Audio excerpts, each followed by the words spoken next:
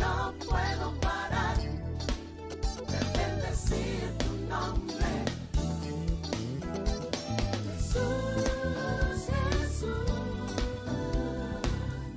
no puedo parar. Jesús, Jesús, no puedo parar.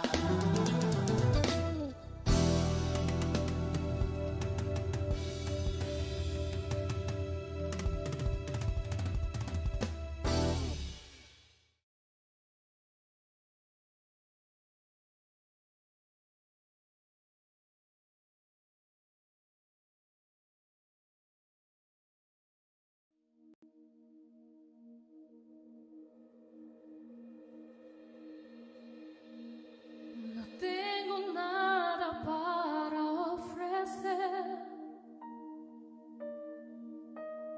nada que te pueda sorprender, solo un corazón quebrantado una y otra vez.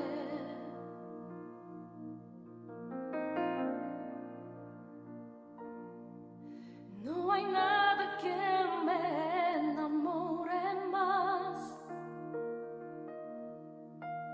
nada que me apasione más, solo tu presencia, solo tu mirada me hace suspirar.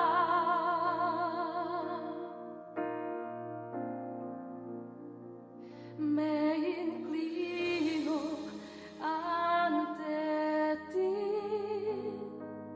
Rey que perdonas multitud de errores. Me inclino ante ti.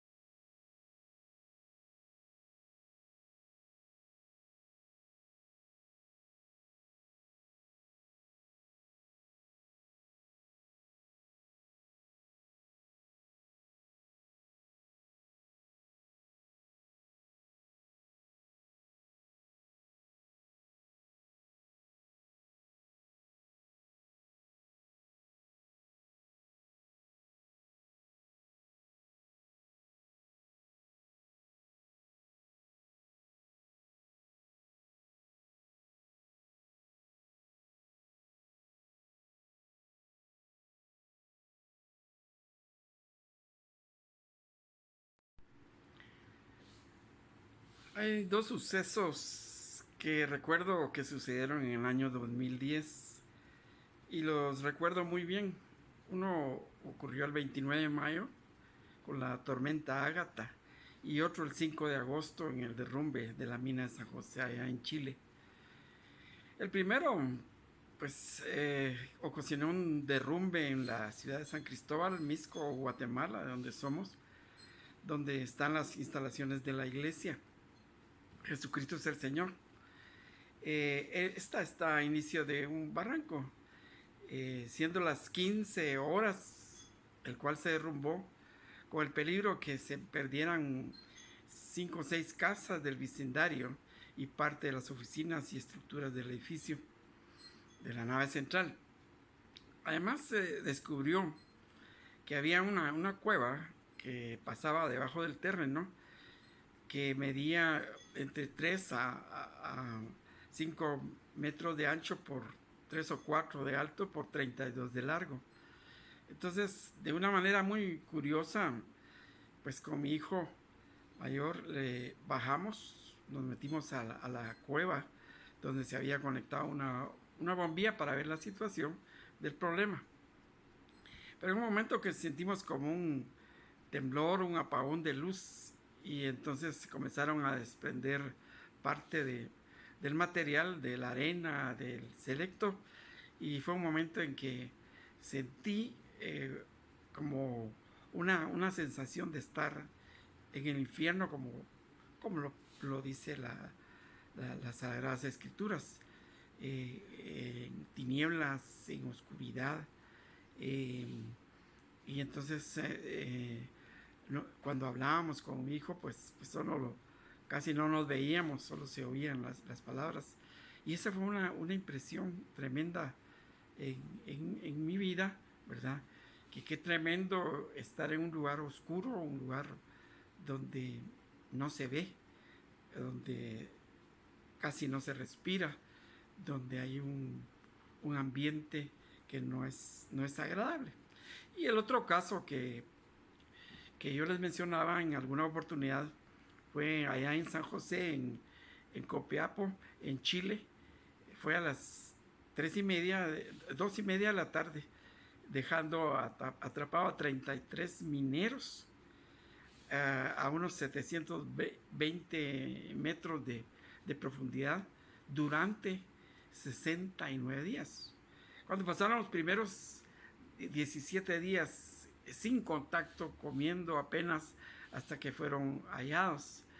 Entonces ahí fue donde se desató una carrera contra el reloj y para ver cómo lo sacaban. Y uno de los problemas que entre los primeros 400 metros había una chimenea de ventilación y se tapó por derrumbe. Y entonces ellos comenzaron a abrir agujeros de 12 centímetros de diámetro. Pero lo que yo quisiera resaltar en esta historia es que dentro de esos agujeros de ventilación, los hombres, los 33 hombres, comenzaron a sobrevivir y sobrevivían, decían, de un calor intenso y una humedad insoportable. Es lo más parecido al infierno, decía, como graficó algún minero. Entonces, otra cosa que yo quisiera resaltar es que cuando lograron abrir los agujeros de ventilación donde les pasaban la comida y les pasaban el oxígeno, entonces les mandaron unas Biblias, y esas Biblias tenían remarcado el Salmo 40, 1 y 2. Por otro lado, en el camino, cuando estaban metiendo los barrenos mineros, dice que llegó un momento que se trabaron los barrenos, y es una desesperación por querer salvar las vidas de estas personas. Pero dicen que hubo una gran explosión. O sea, esa explosión no fue derrumbe, sino esa explosión fue que se abrieron se dieron las brocas, comenzaron a activarse de nuevo. Yo creo que ellos, algunos lo dicen, reconocieron que fue un milagro, que el Señor Todopoderoso, Él podría rescatarlos de cualquier situación. Hoy vamos a hablar de un tema que yo le he titulado los abismos. Y cuando hablamos de abismos,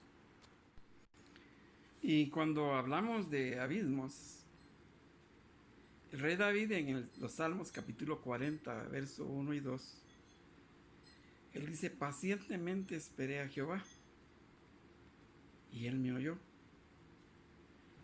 Llegó un momento que dice: me hizo sacar del pozo de la desesperación, del lodo cenagoso, puso mis pies sobre la peña y enderezó mis pasos. David estaba pasando una situación difícil y a veces nos pasa a nosotros como que nos desesperamos cuando Dios no nos responde. Los mineros que les mostraba, pues eran 69 días que pasaron, los primeros 17 días sin comunicación, pueden imaginarse. Y es interesante considerar lo que la palabra paciente significa. En el griego esa palabra significa aguantar, sufrir, padecer. Y cuando la paciencia debe tener, ¿cuánta paciencia debe tener de veras un enfermo? Porque cuando uno va al médico, entonces espera y nunca lo atienden, pero es parte de. Y en la literatura médica acuña un término, este término asignado a un médico, la responsabilidad de la salud, con la salud y su relación médico-enfermo, que tiene que ver muchas veces con empatía, tiene que ver con la capacidad de comprensión de la situación del enfermo, escucharlo, entenderlo, comprenderlo en sus reacciones y además tratar también con sus familiares que están preocupados. Entonces, los médicos tienen la obligación moral y profesional. La palabra del médico para uno constituye una de las herramientas que se ponen al servicio, y nosotros le creemos al médico, le tenemos fe al médico. Cuando ellos dicen una palabra, uno dice sí, lo hago, porque está en las manos de ellos.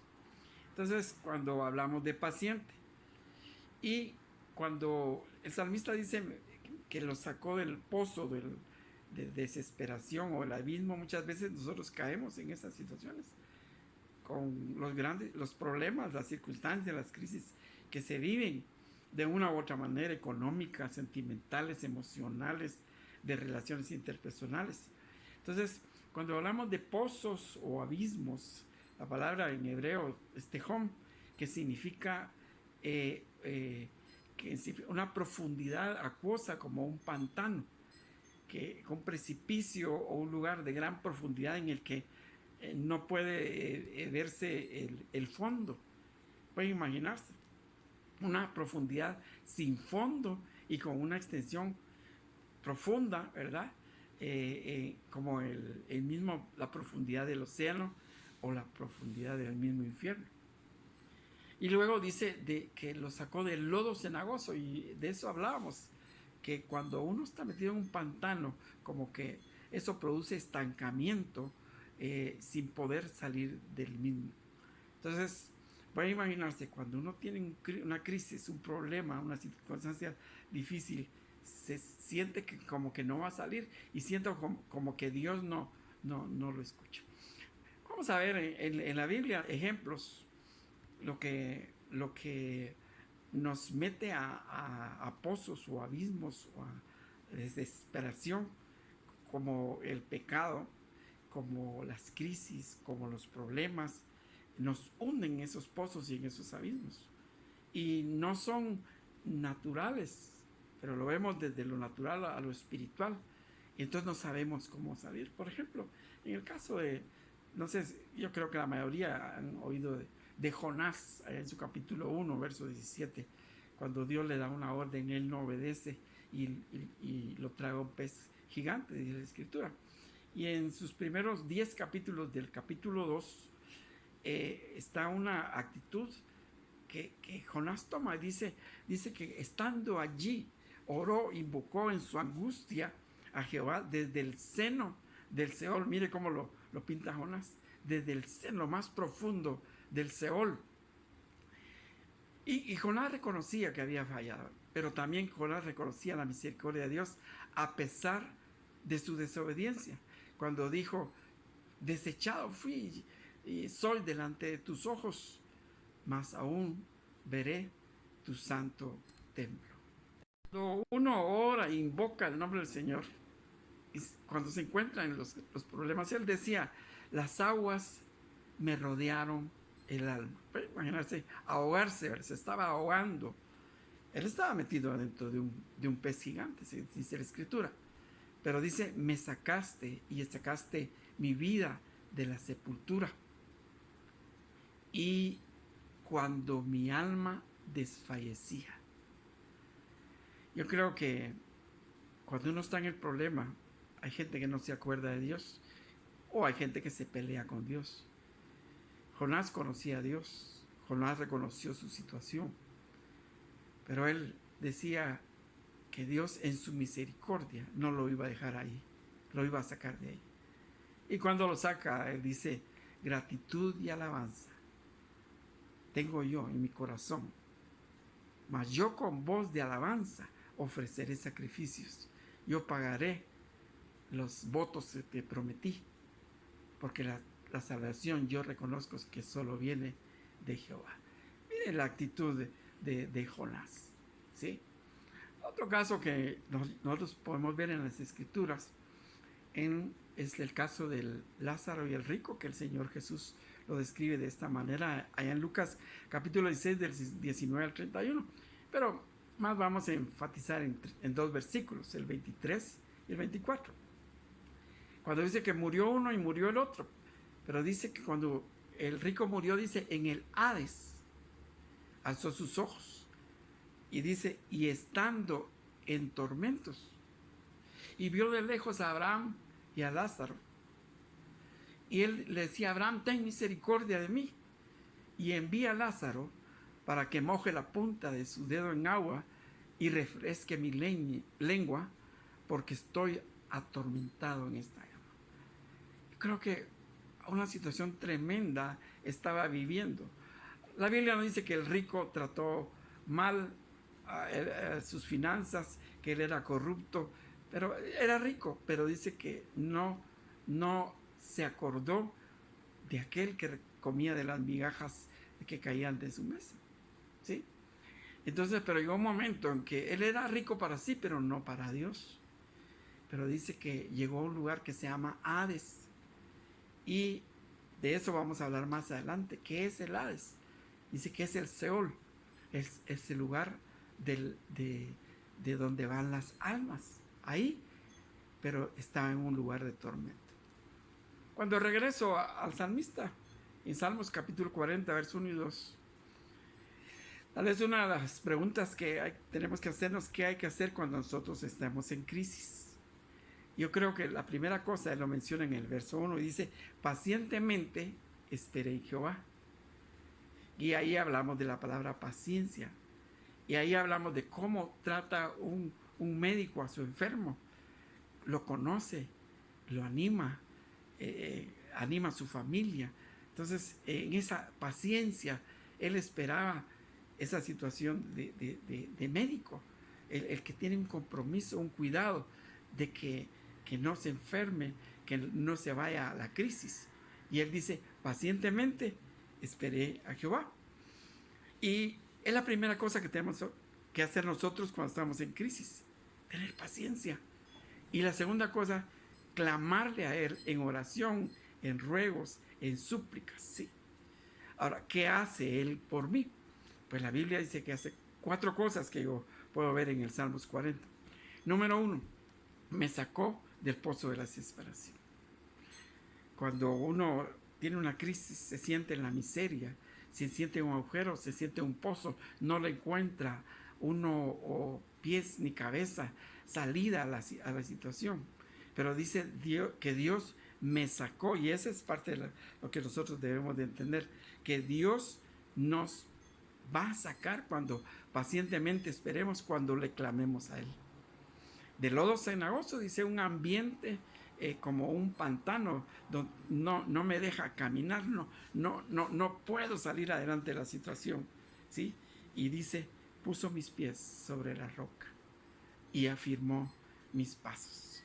Cuando el Señor nos saca de la crisis, del problema, de la miseria, entonces Él nos coloca sobre la roca. Es la roca eterna de nuestra salvación. Y Él ordena nuestros pasos. Si alguno está viviendo una situación que se ha desviado de Dios, que ha dejado los caminos de Dios, yo creo que es bueno que tomemos a cuenta que el que puede afirmar los pasos del Señor, de usted, es el Señor Jesús. Ahora, sería bueno que consideremos el tema, los abismos en la Biblia. ¿De qué se trata todo eso de los abismos en la Biblia? Yo creo que es bueno considerar de qué se trata para poder explicarles a las personas. Allá en 1 Pedro, en su capítulo 3, verso 19, dice, porque si Dios, oiga lo que dice, si Dios no perdonó a los ángeles que pecaron, sino que arrojándoles al infierno, arrojándoles al abismo, sí, arrojándoles al infierno, los entregó a prisiones de oscuridad, en prisiones eternas para el juicio del gran día. Hay un lugar donde estos ángeles que pecaron, Dios los mandó, los arrojó al infierno, dice, los entregó a prisiones de oscuridad, los entregó a prisiones eternas para el juicio. Si nosotros que estamos viviendo la crisis, a veces no aguantamos, estamos atormentados, estamos angustiados. El Señor Jesús bajó a los abismos, dice la Escritura, y tomó cautiva la cautividad, venció el poder de la muerte. Y la Escritura ya en Mateo capítulo 16, verso 4, dice, una señal perversa y adúltera, una generación perversa y adúltera busca señal. Y no se le va a dar señal, dice el Señor, sino solo la señal de Jonás. Entonces me llama la atención, allá en Mateo capítulo 12, 40, ¿cuál es la señal de Jonás? Dice, porque como estuvo Jonás en el vientre del gran pez 3 días y 3 noches, así estará el Hijo del Hombre en el corazón de la tierra 3 días y 3 noches. ¿Se recuerdan que yo les preguntaba a ustedes cuánto tiempo podría uno aguantar debajo de la tierra?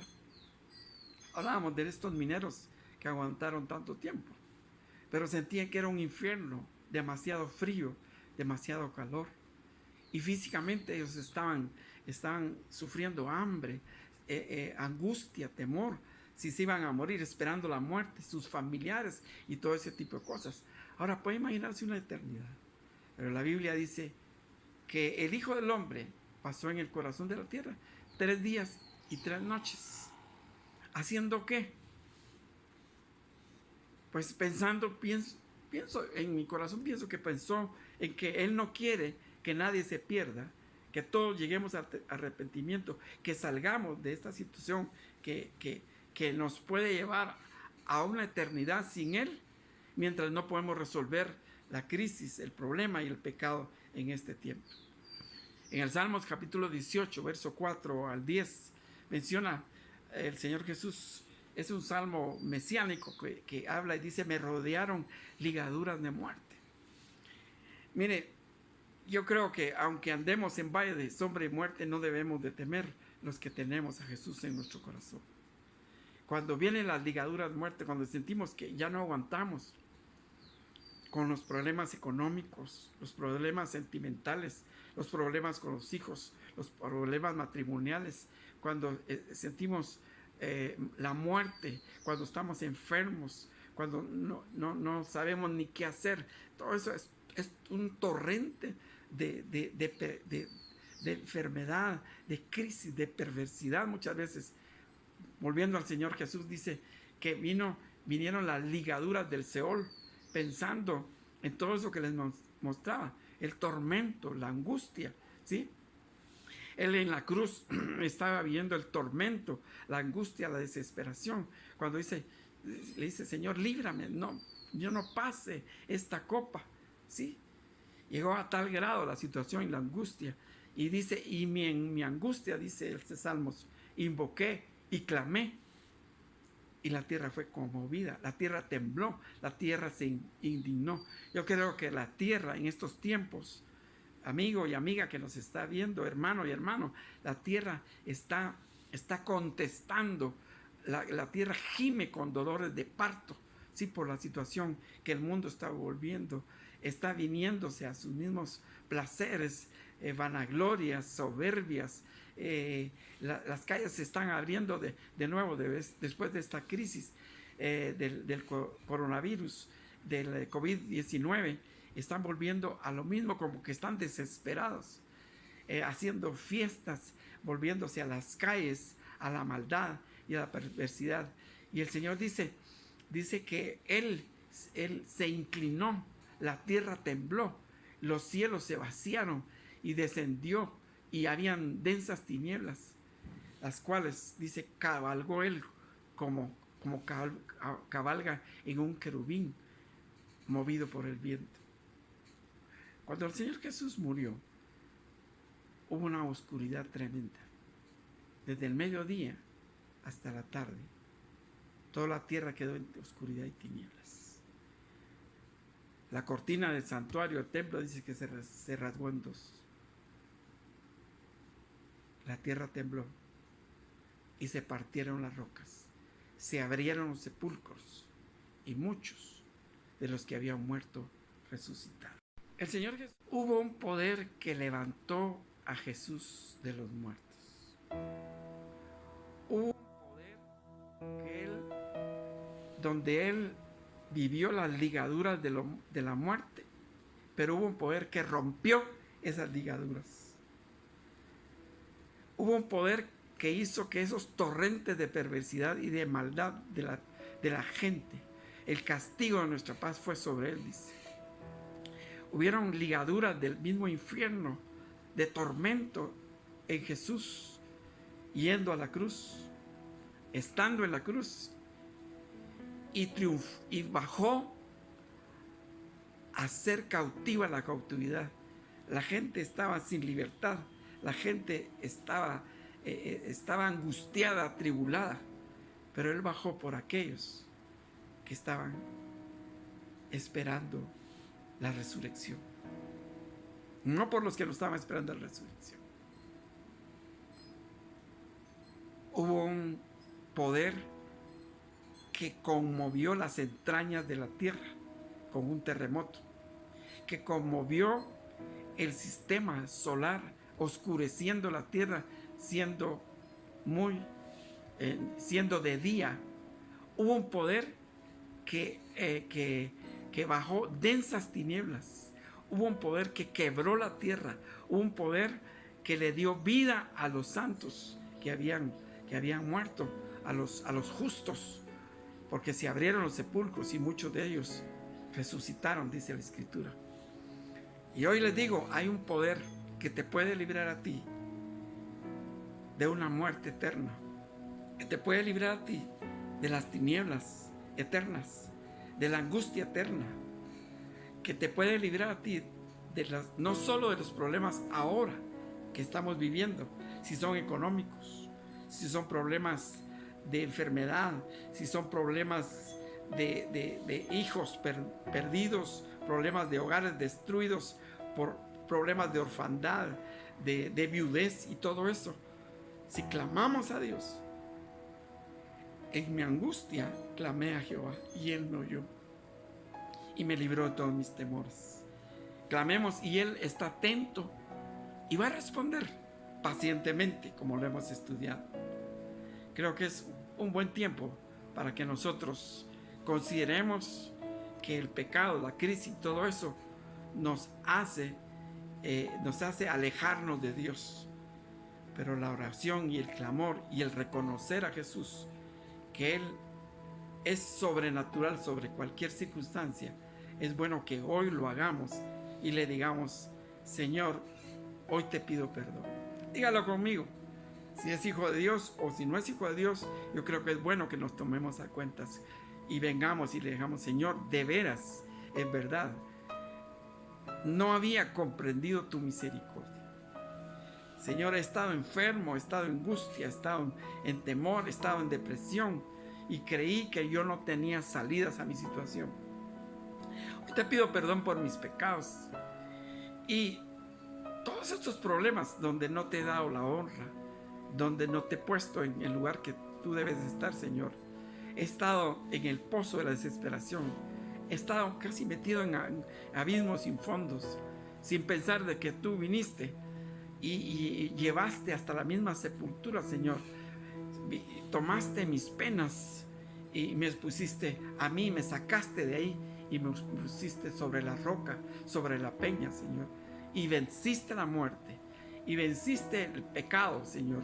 Venciste a la situación que yo estaba viviendo y perdonaste mi pecado.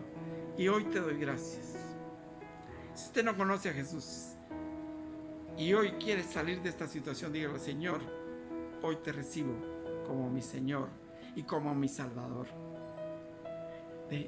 Hoy te digo, Señor, que me liberes, que me salves, que me sanes. Ya no quiero seguir en esta angustia y entiendo que tú llevaste sobre tus espaldas, tú bajaste a los mismos abismos a ser cautiva la cautividad. Si esta crisis que yo estoy viviendo es un abismo, es un pozo de desesperación, de miseria, de angustia, te digo, Señor, sácame de aquí en el nombre de Jesús. Entra a mi vida, Señor. Amén.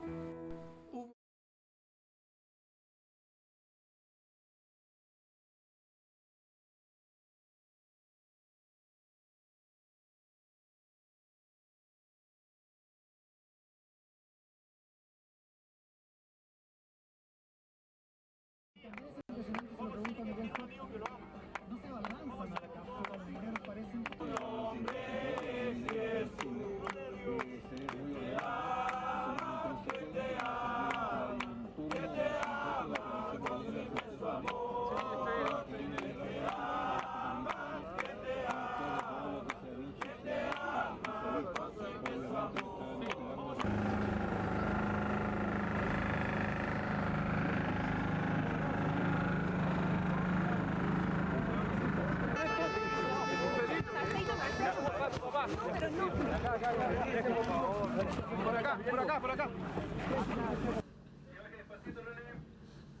La están viendo, cambio.